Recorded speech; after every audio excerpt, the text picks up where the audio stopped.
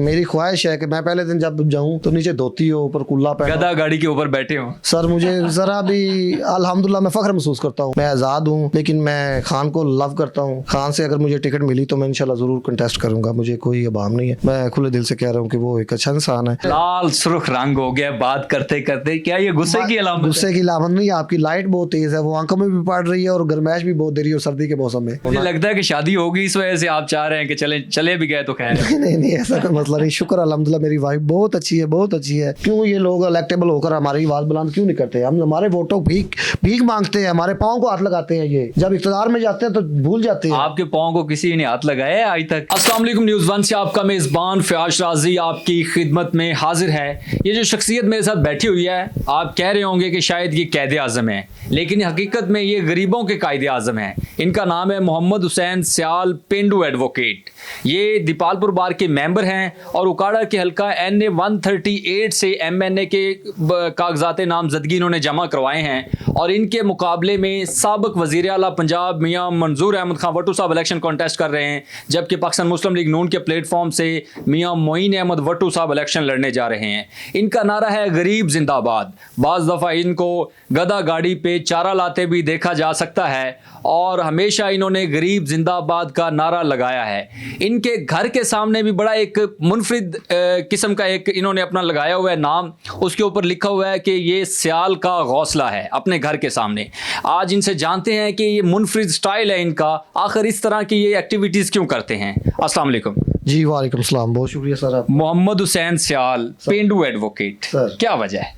Sir मैं जो अपने गांव से बिलोंग करता हूं, तो मुझे बड़ी मोहब्बत है अपने गांव से। नेचुरल जो चीज़ें हैं ना, रवायात, आपकी ज़बान, जो आपके बावजदाद, मतलब पिंड अल्लाह ताला ने सबसे पहले पिंड बनाए थे, मतलब जंगलात, गारें, तो इंसान ने तरक्की की तो बाद में शहर बन गए। तो इसलिए मैं लोग ना नफरत करते हैं चालो पेंडू, मैं उस लफ्ज़ को ना उस यानी कि इरिटेट को ख़त्म करने के लिए अपने नाम के साथ ये आपकी वीडियोस देखी जा सकती हैं, बल्कि सोशल मीडिया पर बड़ी वायरल हैं। आप गधा गाड़ी के ऊपर चारा लाते भी देखे गए हैं, क्या वजह है? इस तरह की स्टाइल, क्या मामला है? सर हमारे नबी हज़रत मोहम्मद सल्लल्लाहु अलैहि वसल्लम ने अपने हाथों से बकरियां भी चराई, अपने हाथ से मतलब सारे काम, मजदूरी भी की।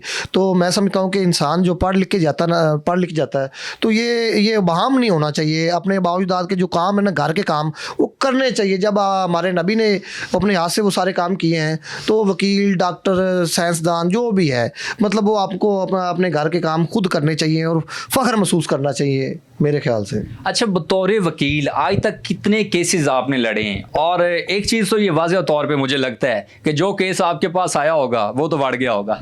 यार ये तो आपने मजाक किया। अभी मैं स्टेज पे नहीं हूँ, मतलब कि मेरे पास, मैं पहले लाहौर हाई कोर्ट में प्रैक्टिस करता हूँ मेरे उस्ताद असगर गिल साहब से। तो अभी मैं इधर दो साल हो चुके हैं।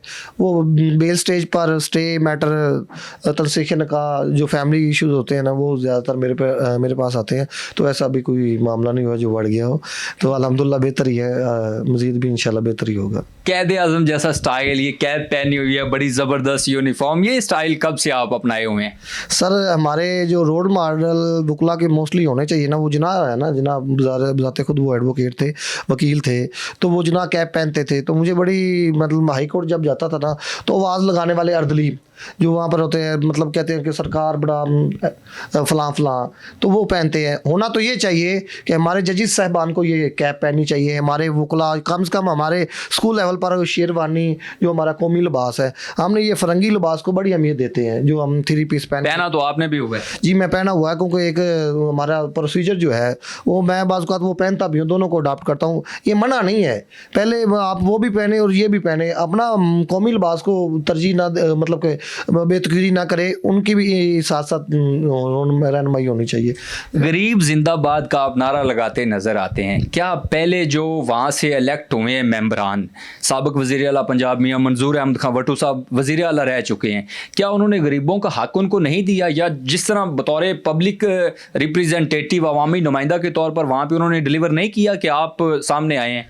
सर वो साबका थे, वो एक शेर है, मेरे हाथ में कलम है, मेरे जहन में उजाला, कोई क्या दबा सकेगा जुल्मतों का पाला, मुझे फिक्रे अमने आलम है, तुझे अपनी ज़ात का गम, मैं तुलू हो रहा हूँ तू गुरूब होने वाला। वो वक़्त था दिया बाहर की जमहूरियत में आप देखते हैं कि एक दफ़ा सदर बनता है, दूसरी दफ़ा चांस मिलता है, अदरवाइज नहीं तो ख़त्म।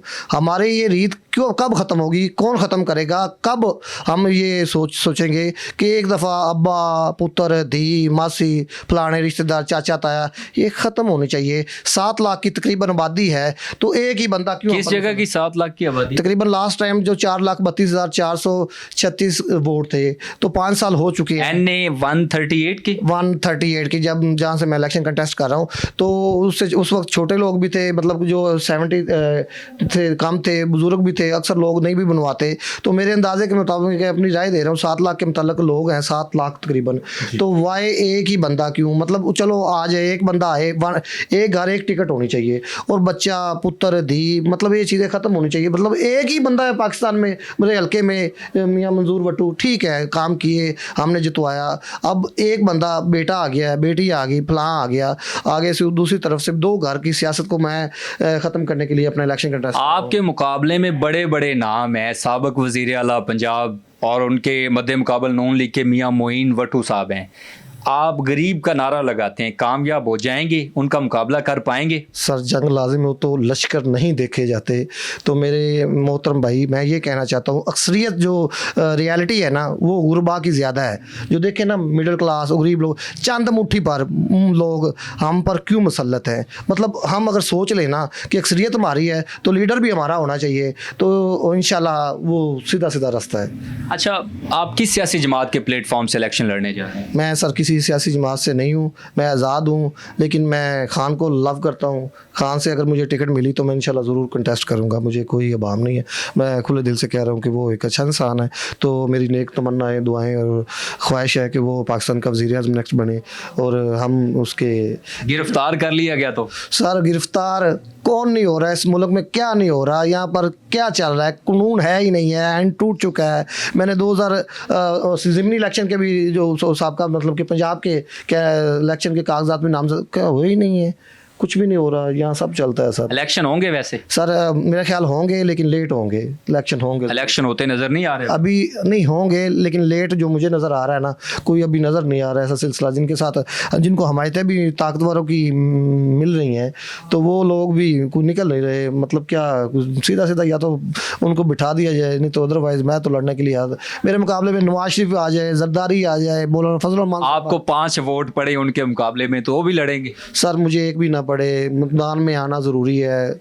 आजकल के माहौल में अगर आप जहाद करना चाहते हैं, ये भी एक जहाद है कि आप अपने लोगों की आवाज़ बुलंद करें। मैं चाहता हूँ कि गुरबा में भी पार्लियामेंट में कुछ जाए, ये जो कानून बनते हैं आए रोज़ गुरबा को पकड़ने के लिए, जितना भी कानून में आप अपने हल्के में चले जाए, किसी भी हल्के में चले जाए, 2 से 3 घर हैं। ये दीपालपुर में भी देख लें, राव अजमल है, आगे 1-2 घर होंगे। पूरे पाकिस्तान में 342 मतलब के उम्मीदवार कंटेस्ट होते कौमी असम्बली में जाने के लिए। तो उसके मुताबिक 342 मेंबर नेशनल असम्बली। हाँ, 342 को आप डबल कर लें तो 600, तो 684 बनते हैं ना, तो एक धड़ा नीचे भी होगा। तकरीबन टोटल 1000 लोग आप पर मुसल्लत है पूरे पाकिस्तान में, जो आपको मतलब कहा जा सकता है कि चंद ही घराने जो है ना पाकिस्तान के ऊपर मुसल्लत है। जी ऐसे ही जो वसाइल पर काबज़ है, तबकाती निज़ाम है, जो मतलब कि गुरबा में और जो थोड़ा सा लड़का बोलने वाला होता है ऊपर आता है, उनको हमायत देते हैं, उनसे नीचे अपना वर्क। आप घबराए हुए लग रहे हैं, अभी इलेक्शन लड़ना है, मुंतखब होना है, पब्लिक को जाकर रिप्रेजेंट करना है, अभी से घबरा रहे हैं? सर ऐसा कोई मसला नहीं है, आपको फील हो रहा है, मैं बात कर रहा हूँ, मेरा लहजा और तरीकाकार ऐसी है, अग्रेसिव तरीका। हाँ एग्रेसिव। अच्छा, पब्लिक कहती है कि जो वकला हजरात हैं, ये काले कोट की जो पावर है इसको मिसयूज करते हैं।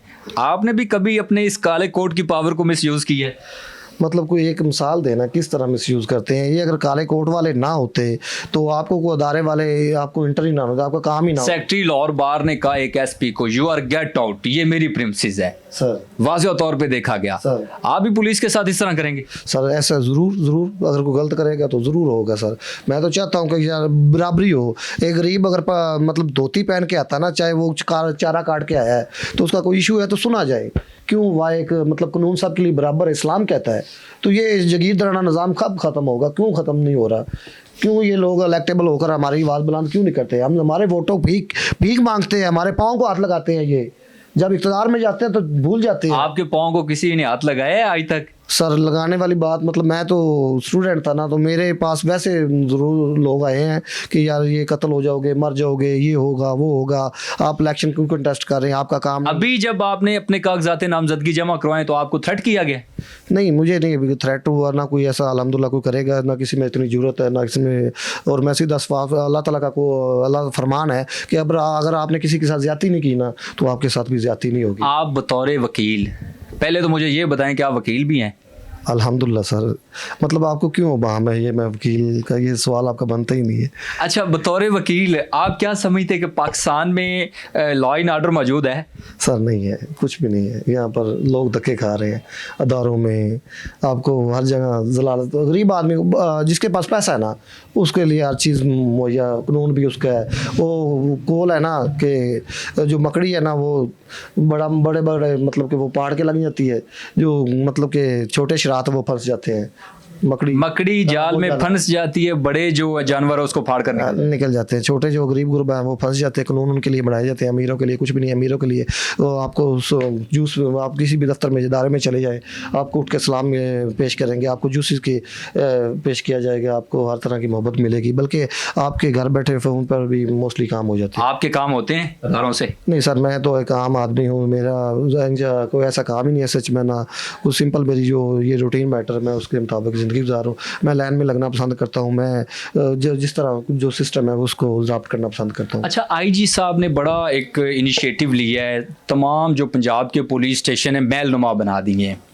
तो क्या आपको लगता है कि ये पुलिस स्टेशन बनाने से मुल्क के अंदर जो क्राइम है वो क्राइम रेशो कम हो जाएगी? सर फ़र्क है, मुझे तो, मैं भी खुद गया हूँ, बड़ा कमाल का। आपको ना कानून पर इम्प्लीमेंट होना ज़रूरी है। मतलब कानून आप खुद तोड़ते हैं, तफ्तीशी खुद पैसे लेता है। पर्चा काटने एक बंदा मदई आता है, पर्चा कटवाने के लिए हज़ारों पैसे देता है। दूसरा जो जब जिसके खिलाफ पर्चा होता है, जो बेगुनाह होता है, वो पैसे देता है बेगुनाह लिखवाने के लिए। ठीक है, तफ्तीशी पर ज़िम्मेदारियों के पैसे शामिल तफ्तीश होने के लिए आपको 2000-3000 तो मैक्सिमम मतलब कि मिनिमम देना पड़ता है। तो थाने जितने मर्जी, कोई मैं कसम उठाने के लिए तैयार हूँ। आईजी साहब आ जाए, डीपीओ साहब आ जाए, उखाड़ आके आप एसएचओ कोई भी आ जाए, मेरे साथ बैठ के मेरा सर कलम कर दे अगर आपके थानों में रिश्वत नहीं। ट्रांसपेरेंसी इंटरनेशनल रिपोर्ट ने पिछले दिनों एक रिपोर्ट दी कि पंजाब पुलिस सबसे करप्ट तरीन इदारा है। आईजी साहब ने उस रिपोर्ट को मुस्तरद करते हुए कहा कि मैं इस रिपोर्ट को चैलेंज करता हूँ। क्या वो इस चैलेंज को पूरा करने में कामयाब हो जाएंगे? सर नहीं होंगे। मैं खुद बता रहा हूँ कि आईजी साहब कोई भी फर्द वाहिद आ जाए मेरे साथ बात कर ले कि थानों में रिश्वत नहीं चलती, तो मेरा सर। आपने कभी रिश्वत दी है किसी को? मैंने सर, मैं कभी थानों में कोई बंदा साबित कर दे, मैं तब भी कह रहा हूँ मेरा सर कलम कर दे। अच्छा, ये जो स्टाइल आपने अपनाया हुआ है, ये सिर्फ अपनी सियासी कैंपेन करने का तो नहीं, ये तरीका वारदात? नहीं सर, मैं लव करता हूँ मतलब अपनी रवायात से, अपने कल्चर से, अपने लिबास से। जिना साहब ये पहनते थे, मैं तो चाहता हूँ कि हर बंदे को जो लॉ का स्टूडेंट है उनको भी पहननी चाहिए, और जजेस को भी पहननी चाहिए।